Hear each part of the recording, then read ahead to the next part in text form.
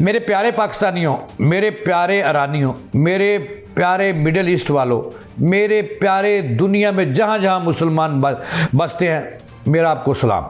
ये खबर आपको देने लगा हूँ, ज़रा सुनिएगा ज़रूर कि अमेरिका के पांव तले से ट्रंप की ज़मीन निकल गई है और निकाली है ईरान ने। वो किस तरह से कि ईरान ने, अमेरिका को पता चल गया है कि ऐसी टेक्नोलॉजी हासिल कर ली है रूस से और ऐसे मिसाइल उस टेक्नोलॉजी से बना लिए हैं जो अमेरिका के शहरों को हिट करेंगे और उसकी तैयारियां कर ली हैं।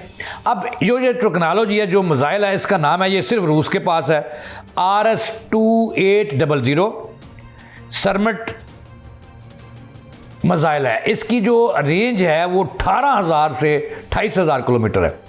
और इसके बाद कहा यह जा रहा है, इंटरनेशनल मीडिया ये कह रहा है, रिपोर्ट्स ये कह रही हैं कि अमेरिका अगर बाज ना आया बड़े हमले करने पे, तो ईरान अब इसराइल और मिडल ईस्ट के साथ साथ अमेरिका के शहरों को भी इस नए मिसाइल से हिट करेगा।